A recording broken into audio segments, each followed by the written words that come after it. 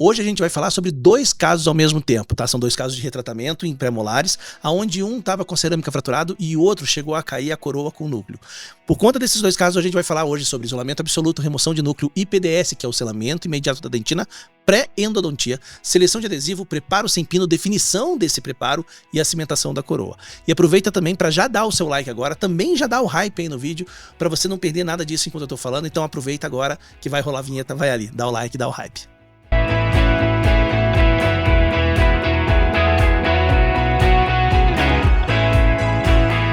São 2 casos, eu quero falar dos 2 ao mesmo tempo com você, justamente para vocês verem sobre a estratégia de abordagem em diferentes dentes, levando ao mesmo resultado final. E é uma coisa também importante falar que agora aqui no YouTube, os vídeos a gente pode colocar algumas perguntas sobre o assunto do vídeo ali no meio do vídeo, e o objetivo disso é ajudar a assimilar melhor e focar melhor nas partes mais importantes do vídeo. Para você responder essas perguntas, se você tiver o computador, é só você olhar logo embaixo do vídeo, fica ali ó, entre o vídeo e os comentários, tem a parte onde tem a descrição do vídeo e logo ao lado tem essa parte das perguntas. Se você está no celular, não tem problema. Logo abaixo do vídeo tem uma barrinha onde você clicaria para colocar o comentário. Não clica, arrasta para o lado. Você vai ver o hype. Se você não deu o hype, já aproveita e já dá. Arrasta mais uma vez, aí você vai ver a região onde vai ter as perguntas para responder. Clica ali e é só responder. Aproveita, porque essa é uma forma de você estar ainda mais interagindo com esse vídeo e aproveitar ainda mais o conteúdo, beleza? Vamos lá. Esse aqui é um segundo premolar que ele veio ali entre Natal e Ano Novo com a coroa e o núcleo na mão. A coroa, ela não tinha condição de aproveitar mais, mas o núcleo estava inteiro. Tá, mas Renato, você vai aproveitar um núcleo de metal que caiu? Sim e não. Vamos lá. Nesse momento, eu vou aproveitar. No final do tratamento, não. Por quê? Pensando ali que é um provisório, né, e eu não queria que ele se incomodasse durante todo esse período aí de final do ano, até voltar a trabalhar e tudo mais, então eu limpei bem o conduto, limpei bem o dente, deixei tudo direitinho, aproveitei que era um núcleo curto, tá? Então não ia me dar muito trabalho, eu fui lá e cimentei ele de volta, mesmo sabendo que eu ia ter que trabalho depois para poder remover. Mas tudo bem. Coloquei ele e coloquei o provisório e depois no ano seguinte, né, esse ano, eu acabei resolvendo esse problema sem nenhum problema. Se não fosse final do ano, eu não teria feito isso, eu teria feito direto o tratamento, mas como era final do ano, não ia ter tempo de fazer nada, então eu resolvi fazer isso que eu achei que era a melhor conduta naquele momento. Nesse outro dente, nem era o objetivo inicial na consulta dela mexer nesse dente, só que daí a gente diagnosticou uma fratura na cervical dessa cerâmica, com uma desadaptação da coroa, então a gente precisava refazer. Vamos começar falando então sobre isolamento absoluto. Porque vocês sempre estão vendo aqui eu começando a trabalhar num dente com preparo já com isolamento absoluto. Porque assim, tem muita gente que primeiro faz todo o preparo e tudo mais e depois isola só na hora de fazer a parte adesiva. A dica que eu vou te dar aqui sobre isolamento é que é muito mais fácil você isolar o dente agora, com o dente inteiro ainda, mesmo que tenha aí com algum problema, mas muito mais inteiro do que depois que você faz o preparo. Depois que você faz o preparo, todo desgastado, é muito mais difícil você conseguir posicionar esse dente, esse isolamento nesse dente, invaginando essa borracha dentro do sulco e expondo o dente. Fora isso também, como você está isolando esse dente, esse isolamento vai servir como um limitador para você. Assim você sabe o quanto que você pode preparar desse dente, mas sem prejudicar para você conseguir isolar de novo no dia da cimentação da prótese, por exemplo. Isolado esse dente, a gente faz a remoção da coroa que tinha ali de uma forma bem tranquila. O caso 1, que tinha uma coroa provisória de acrílico, então é muito mais fácil, né? Você corta ali com a broca diamantada de boa e pronto mais. Corta se tiver difícil de atirar, ou que nem no caso porque eu cimentei com fosfato. Aí é um pouco mais complicado. Mas se tiver cimento provisório, daí não corta, né? É só puxar. Agora, o caso 2. O caso 2, ele tinha uma coroa metalocerâmica. Nesse caso, você vai cortar a cerâmica primeiro com uma broca diamantada e depois o metal você usa ou uma transmetal ou uma broca carbide. Eu prefiro utilizar a broca carbide, tá? E depois com uma espátula você entorta esse núcleo para poder, esse coping, abrindo ele, separando ele do núcleo e daí você remove com mais facilidade. Vamos falar sobre o núcleo metálico. No caso 1, já estava definido que esse núcleo ia rodar, então foi só dado uma sobrevida para ele ali durante o final do ano e agora a gente tem que remover. Para fazer a remoção desse núcleo, a gente vai utilizar 3 pontas de ultrassom e uma broca. A gente começa com uma broca tronco cônica, onde a gente vai fazendo como se fosse o preparo desse pino, mas diminuindo o diâmetro dele, deixando ele bem fininho, com uma circunferência menor. Dessa maneira fica mais fácil da gente acessar a linha de cimentação. A primeira ponta de ultrassom que eu vou usar depois disso é uma ponta que ela tem uma parte diamantada na ponta. Ela vai ajudar a expor melhor a linha de cimentação. Depois eu vou pegar uma ponta que ela é bem comprida e fina para poder ajudar a quebrar essa linha de cimentação. E por último eu uso uma broca que é mais larga. Eu não tenho ainda essa broca e tal, essa ponta, perdão, é a ponta de ultrassom. Eu não tenho ainda essa ponta, daí eu uso uma outra que ajuda. Não é a certa, mas ajuda do mesmo jeito. Que ajuda a quebrar toda a linha de cimentação desse núcleo, soltando o pino. Se você tiver 2 ultrassons no seu consultório, fica muito mais fácil, porque você pega a ponta de remoção de pino, que é essa aqui, e você coloca uma por vestibular e outra na palatina, e daí você consegue soltar esse núcleo muito mais rápido. No caso 2, aí eu quero que você preste atenção mais nessa questão do núcleo que tem aqui. Então ele tem esse núcleo metálico, né? Tira uma coroa, tem um núcleo metálico, e daí vem uma discussão muito importante aqui. Qual é o problema de ter um núcleo nesse dente? É a distribuição de força dentro da raiz que aumenta o risco de fratura, né? Então não existe normalmente uma incidência de forças internamente dentro de uma raiz quando você tem um dente natural. Você botou um núcleo, você começa a ter uma força muito grande ali e isso aumenta esse risco de fratura.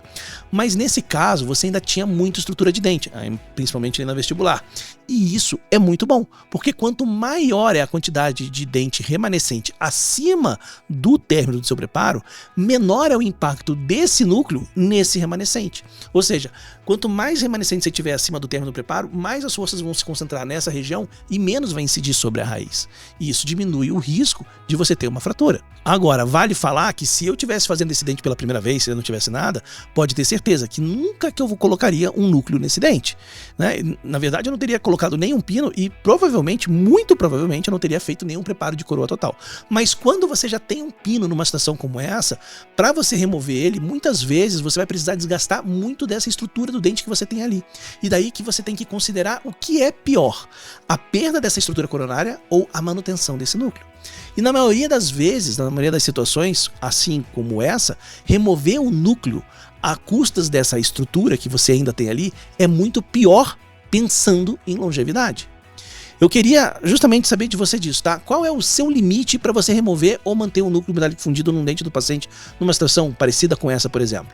Você prefere o risco da remoção desse núcleo ou você prefere adaptar esse núcleo, esse preparo, para fazer a prótese depois? Coloca aí no comentário, vamos discutir esse assunto que é muito importante. O espaço aqui é justamente para isso e a gente discutir, entender essa situação é fundamental, porque assim, o núcleo, claro, ele não é uma opção hoje em dia viável, né, pensando num tratamento novo, mas num caso de retratamento, até onde vale a pena remover isso? E eu quero ver a sua opinião aqui embaixo nos comentários, coloca aí, hein?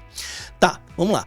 Tem casos que eu escolho, e normalmente pelo risco do comprometimento ao dente, manter o núcleo e adaptar ele para fazer adesão. Então tem muitas situações que eu faço essa, eu mantenho o núcleo, eu não tiro ele mesmo, tá? Aí eu vou lá, adapto essa adesão, o preparo e adesão por conta desse núcleo e faço minha prótese sem problema nenhum. Inicialmente essa era a ideia desse dente, só que quando eu comecei a repreparar, eu comecei a observar que tinha uma péssima adaptação desse núcleo ali nesse conduto. Tanto que esse núcleo, ele saiu desse meu dente só eu tentando fazer o repreparo. Eu não usei nada de ponta de ultrassom, eu não tentei remover ele pulou sozinho. Então, por conta disso, né, eu acabei, na hora que eu comecei a perceber isso também, eu tive que preparar um pouco mais e acabei perdendo toda aquela parte coronária. Só que nesse caso não tinha mais como manter isso, né, já que eu ia ter que tirar o núcleo. Não é que assim, já que eu perdi o núcleo eu tenho que perder a parte coronária, não. Mas é que uma coisa acabou levando a outra, né, tirar o núcleo acabou levando a perda dessa parte coronária. Vamos lá, preparo sem núcleo. Em casos onde você tem só a raiz do dente, sem nenhuma câmara pulpar, né, uma câmara pulpar ampla, você vai acabar precisar utilizar o conduto dessa raiz, desse dente, para fazer a sua adesão. O problema é que normalmente quando esse dente já tinha um pino, tem uma desobturação grande desse conduto. E daí você acaba tendo uma área muito grande para fazer a adesão. E para você fazer essa adesão de uma forma adequada, o ideal é você manter essa parte interna do conduto desobturada no máximo 3 ou 4 milímetros. No caso 1, esse núcleo aí, ele era pequenininho, então tá tranquilo, dá para trabalhar de boa. No caso 2, o núcleo já era mais comprido, então eu tenho mais de 4 milímetros desobturado.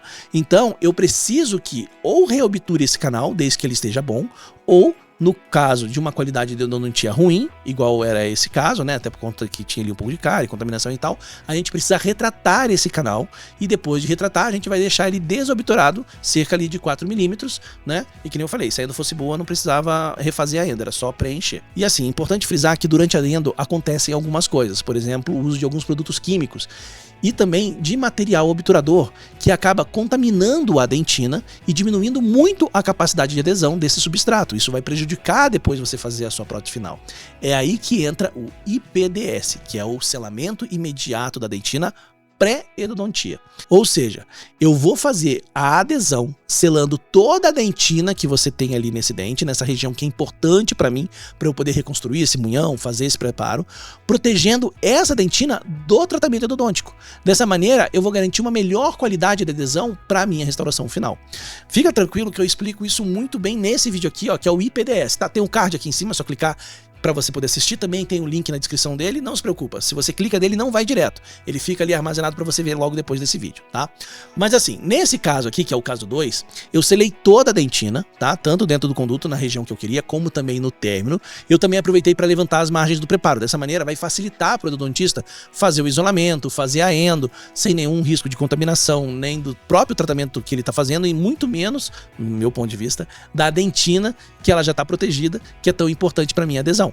Dessa maneira também o endodontista sabe aonde ele tem que cortar o material obturador para justamente deixar essa parte que foi selada exposta. Para fazer o provisório, depois que eu faço o IPDS, é bem tranquilo, tá? Primeira coisa que eu não posso esquecer é remover a capacidade de adesão dessa resina que eu fiz ali nesse meu IPDS. Eu vou fazer isso com pedra pomes e água, pedra pomes, clorexidina ou com Concept Scrub da Ultradent. Eu uso ali com uma escova de Robson, isso é como se fosse fazer uma profilaxia, uma limpeza dessa região, mas eu removo a capacidade de adesão e daí eu posso fazer um provisório de acrílico e sem nenhum problema, que ele não vai grudar nessa resina que tiver ali. Tanto que na hora da cimentação desse provisório, eu não uso de cal, eu não uso fosfato de zinco. O que eu uso é um cimento resinoso provisório. Existe isso, por exemplo, tem o Bifix Temp, que é da Voco, que é um cimento resinoso dual provisório. Tá? Toma cuidado, ele tem o Bifix que não é o cimento provisório. Aí o Bifix Temp é o cimento provisório. E também tem o Clip Flow, que é o que eu mais uso. O Clip Flow, na verdade, é uma resina fluida, transparente, provisória, e eu uso ele como cimento e funciona super bem. Tá, depois que o endodontista faz a endodontia, ele vai fazer a mesma coisa. Ele vai deixar ali desobturado naquela região que eu protegi, e ele vai procurar também, como ele deixou aquela parte desobturada e o provisório está bem adaptado ali, não vai ter problema nenhum dele recimentar, utilizando o mesmo tipo de cimento, esse meu provisório. Num caso de uma situação onde não precisa fazer uma coroa provisória, que não vai ter nenhum impacto funcional e estético importante, você pode utilizar só uma resina provisória, por exemplo, no caso de onlets e tudo mais.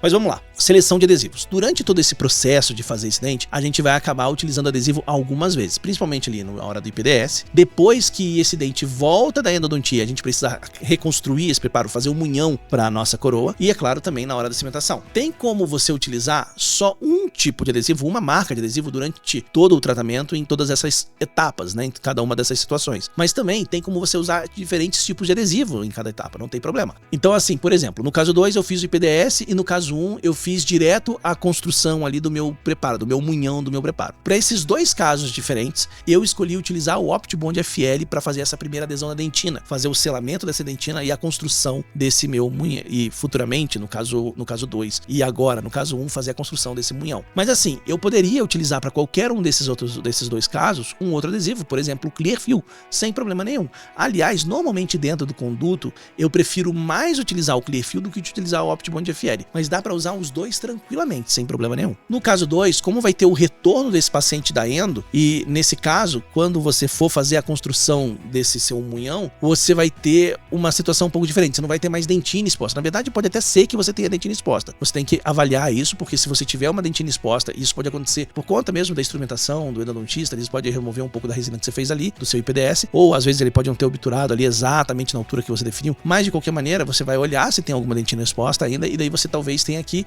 fazer novamente a adesão com Clearfill ou com OptiBond, mas utilizando o primer, né? Então você vai ter que fazer uma adesão completa. Agora, se por um acaso você não tem mais dentina exposta, aí você vai fazer uma adesão bem diferente. Você vai acabar utilizando ou só silano ou silano e resina, para você poder fazer essa reconstrução desse dente dente e fazer um munhão. Então, por exemplo, nesse caso 1, eu não tive essa exposição dessa minha dentina depois que fez a endodontia. Então, o meu IPDS estava lá protegido. Só que eu também não tinha nenhuma margem de esmalte nesse meu dente. Eu só tinha, então, quando voltou da endo, só resina composta. Eu preparei essa resina composta, limpei ela, descontaminei ela, jateei ela para criar uma micro-retenção e depois eu fiz só a aplicação de silano antes de construir todo o meu munhão. Nesse caso, eu não precisei usar adesivo, eu utilizei só silano. Se eu tivesse margem de esmalte ou algum tipo de esmalte ali nesse meu preparo, aí sim eu utilizaria junto com o silano a resina composta. Definição do preparo. Agora sim, qual é o tipo de preparo que a gente vai fazer, tá? É porque eu já falei aqui do munhão, tudo mais, mas assim, na verdade, antes de qualquer coisa, né, assim quando você vai começar o tratamento, ou quando volta da endo, como você define o preparo que você vai fazer nesse dente? Você vai definir pela quantidade de remanescente e pela qualidade desse remanescente. Nessa situação que eu tenho só a raiz, eu tenho basicamente 3 opções de preparo. A primeira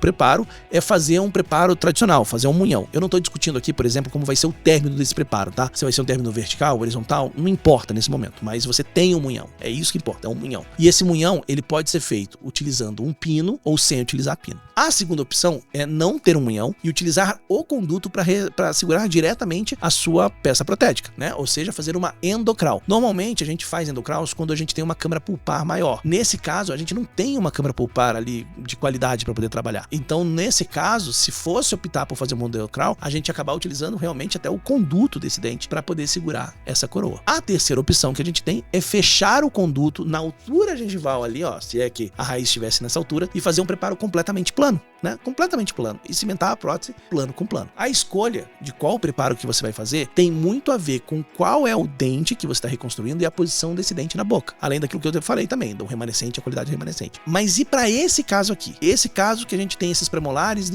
premolares superiores em nível de raiz. Então vamos lá. A opção 3, que é essa opção ali de preparo plano. Eu uso isso mais para molares, tá? Porque assim, molares, eles são maiores. Eles têm uma área maior para adesão. Além disso, eles também são mais largos do que alto. Com isso, a incidência de força oblíqua sofrida por esse dente é muito menor, por exemplo, do que um pré-molar. Também vale a pena falar que eu dou preferência para esse tipo de preparo plano para molares inferiores do que molares superiores, justamente por conta dessa incidência de força. A opção 2, que é endocrawl. Eu também dou preferência para fazer endocrawl em molares, tá? Ainda mais molares inferiores, com grandes câmaras pulpares e também por conta da incidência de força. Em pré-molar, eu até tenho uma situação específica que eu posso fazer uma endocrawl, que eu faço endocrawl. Só que é apenas em dentes inferiores. Por quê? Porque nos dentes inferiores a força é um pouco mais vertical. No superior, essa força é um pouco mais oblíqua. E daí a chance de falha é um pouco maior em dentes superiores do que inferiores nesse tipo de preparo. Mas então, para pré-molares como esse, são pré-molares superiores, o que eu faço? Nesse tipo de caso, eu realmente sempre vou fazer um preparo com munhão. Você pode fazer esse preparo de munhão com núcleo metálico fundido? Eu não recomendo. Você pode fazer esse preparo de munhão com pino de fibra de vidro? Eu também não recomendo. Eu vou te mostrar como que eu faço, tá?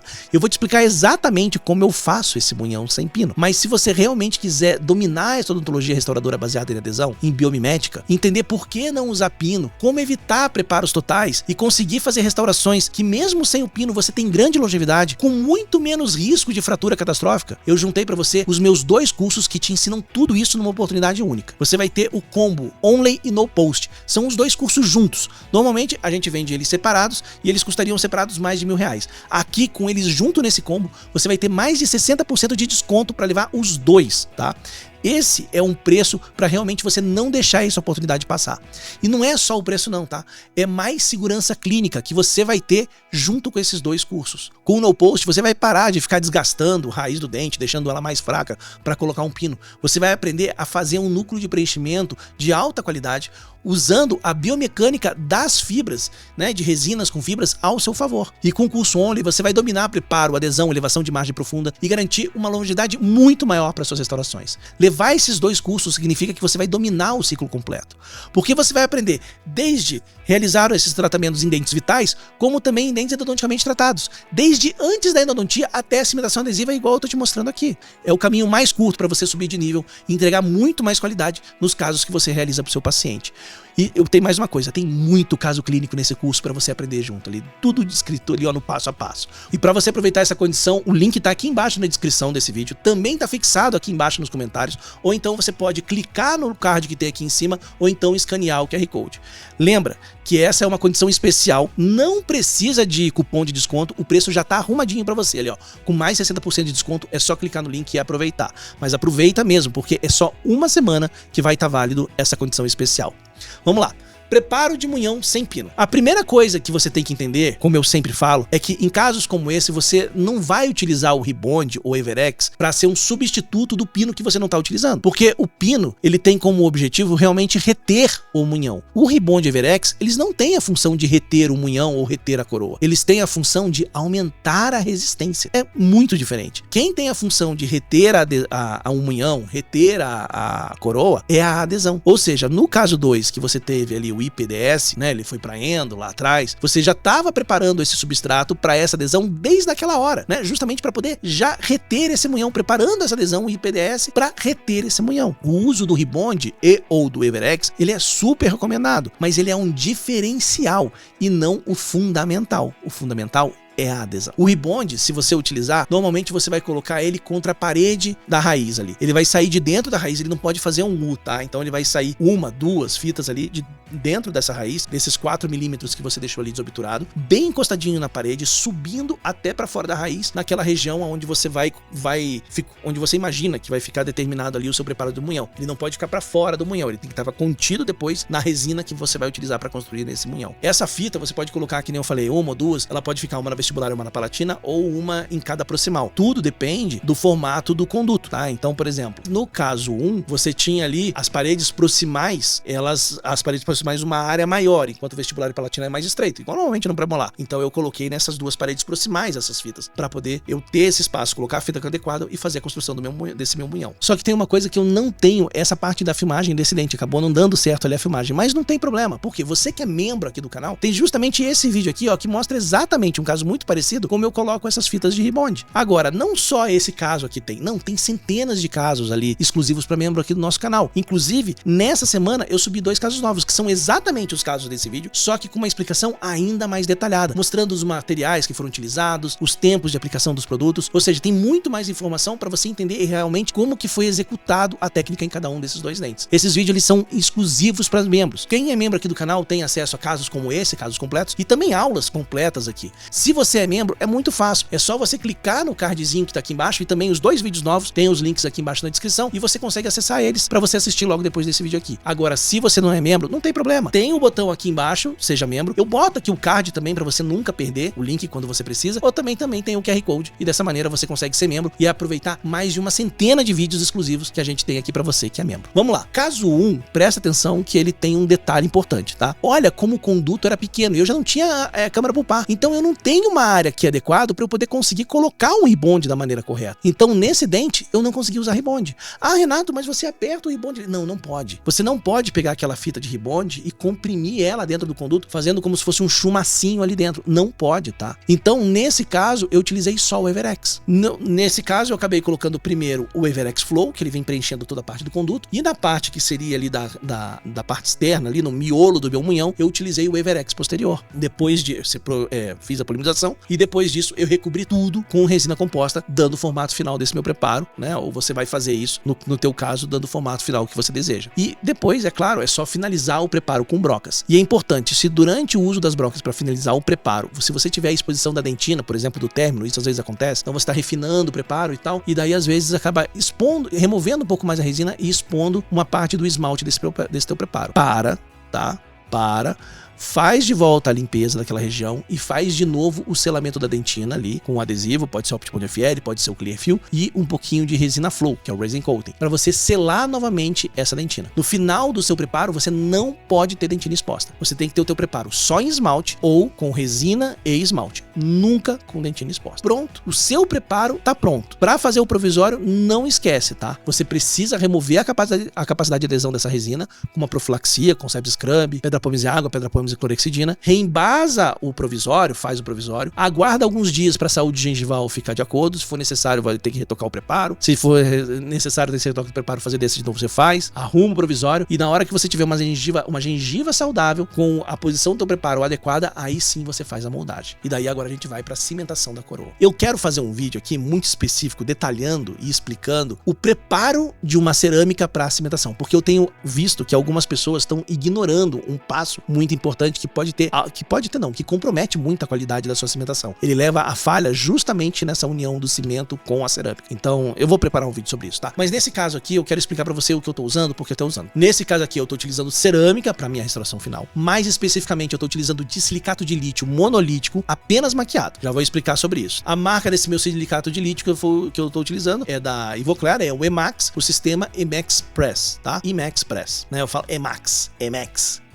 Em muitos casos, principalmente em dentes posteriores, tanto faz se você vai escolher fazer resina ou fazer cerâmica. E que tipo independente do tipo de resina, se vai ser uma resina indireta, uma resina fresada, uma resina impressa ou a cerâmica também. É claro que se você for analisar esses diferentes materiais num período de 10, 15 anos, você vai ver que eles vão envelhecer de maneiras diferentes. Mas ainda assim, se você for ver a taxa de sucesso desses diferentes materiais nesses períodos, elas são muito parecidas. E o fato de o paciente já ter uma coroa metalocerâmica prévia nesse dente, somado ao preparo total que esse paciente tinha já ali, eu vou também ter que fazer porque é o que já tinha antes. Nessas situações, eu prefiro fazer a cerâmica, tá? Mas se você quiser, daria sim para fazer resina. Mas eu prefiro e aconselho a cerâmica. Quando eu escolho fazer a cerâmica, eu tenho vários tipos de opção de cerâmica. Isso também dá um vídeo só disso, eu também vou fazer um vídeo só disso, tá? Mas basicamente, e é importante saber a escolha do tipo de cerâmica que você vai utilizar, tá? Mas assim, basicamente, o que eu quero num dente posterior é um material cerâmico que ele tenha resistência, mesmo em uma espessura menor. Por exemplo, eu não quero precisar fazer um preparo para eu ter uma cerâmica de 2, 3 milímetros para ela ter resistência, não. Eu quero fazer um preparo mínimo, eu quero ter um preparo de 1 milímetro. E dessa maneira, nesse preparo de 1 milímetro, eu tenho uma peça extremamente resistente. E também é importante que, apesar dela ter essa resistência, ela não pode ser muito mais dura do que o dente, porque se a tua restauração for muito mais dura do que o dente, você vai levar uma falha, um risco de falha maior para o dente do seu paciente. E vamos lá, o silicato de lítio, que é o material que eu escolhi, é um excelente material para isso, porque ele aceita, né, você trabalhar com ele em apenas 1 milímetro de dentes posteriores, mesmo em regiões oclusais. Quando você tem o teu preparo restrito em esmalte, ele aceita até meio milímetro em superfície oclusal, ou seja, é muito importante isso, tá? E ele também tem uma capacidade estética e uma resistência mecânica muito grande. Tem várias marcas de silicato de lítio, além da Dentsply, né, do Emax, que muitos de vocês conhecem, a Cota, a Creation, elas têm também.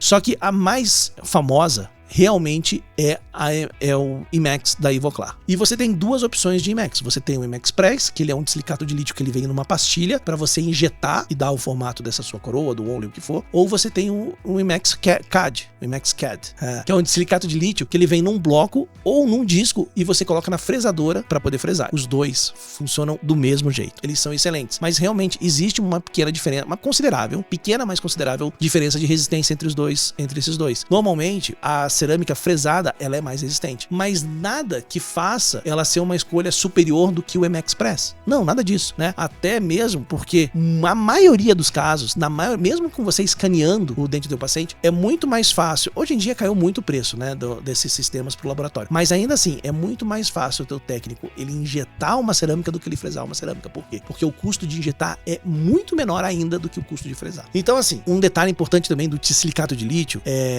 e a questão da resistência é que ele só é resistente, a resistência dele tá no de silicato de lítio. Se você tem uma coroa de silicato de lítio onde você faz uma estratificação nela, essa cerâmica que vai estratificar sobre o de silicato de lítio muda tudo, porque embaixo você tem uma cerâmica resistente, mas em cima, essa cerâmica estratificada, ela tem uma resistência muito menor, e daí ela necessita de uma espessura também maior para você poder ter a resistência. Por isso, em situações de dentes posteriores e também inferiores anteriores, eu sempre opto por um silicato de lítio monolítico, tá? Quando eu vou escolher uma cerâmica. Independente se vai ser fresado, se vai ser injetado, ele vai ser monolítico. Monolítico é quando essa é uma peça feita única. A única que eu quero dizer, assim, é um material só. Você não tem estratificação, você tem um bloco, uma unidade única. Ela pode ser injetada, ela pode ser fresada, mas ela não tem camadas, né? Então essa monolítica, ela tem uma resistência muito maior, tá? E ela tem e é ela que tem essa capacidade de ser um material que você pode trabalhar com ela mais fina. Para você poder dar estética para essa peça monolítica, aí você vai fazer isso com uma maquiagem superficial. Então você não tem estratificação, mas você maqueia e você consegue deixar isso super natural, muito bonito. Hoje em dia, então, com a capacidade aumentada que os técnicos têm e também qualidade de materiais que eles têm para isso, fica realmente perfeito na grande maioria das vezes. Na grande maioria das vezes, porque às vezes o técnico não é muito bom, né? Mas vamos lá. Na hora de cimentar, como eu disse, tem mais detalhes no vídeo exclusivo para membros, tá? Mas assim, não importa se essa peça, na hora de cimentar, se ela é monolítica ou não, tá? O que importa é qual material que é feito a parte interna dessa peça. Ou seja, por mais que tenha estratificação nesse teu MX, ele tem a parte interna, ainda é o MX Press e o MX CAD, ainda é de silicado de lítio. Então, monolítico ou não, a parte interna é um de silicado. E daí, o tratamento dessa superfície para cimentação tem que ser de acordo com essa cerâmica que você tem ali. Se você tiver resina, muda o tipo de condicionamento, e dependendo do tipo de cerâmica que você tem ali, se fosse uma outra cerâmica sem ser o de silicato, também muda o tipo de preparo dessa peça. Então, o preparo, ele é realmente específico para cada situação. Por isso que eu falei que eu tenho que fazer um vídeo disso também. Mas assim, na parte do dente, já olhando para o dente, não mais olhando para a peça, a gente tem que avaliar a questão dos substratos que a gente tem ali. Que nem eu falei, a gente faz o IDS e tudo mais, pra gente chegar no final, no dia da cimentação, e a gente ter só um ou no máximo 2 substratos. Um substrato, ele tem que ser ou esmalte ou a resina, de preferência ou esmalte, tá? Quando der. E 2 substratos é esmalte e resina juntos. Então a gente não pode ter um outro substrato sem ser esmalte e resina, tá? E quando você tem nesse teu substrato só resina composta, como aconteceu no caso 2, no caso 2 não tinha margem de esmalte. Era tudo resina composta, sem lentilha exposta. Tudo resina composta. Nesse caso, eu posso utilizar só o silano.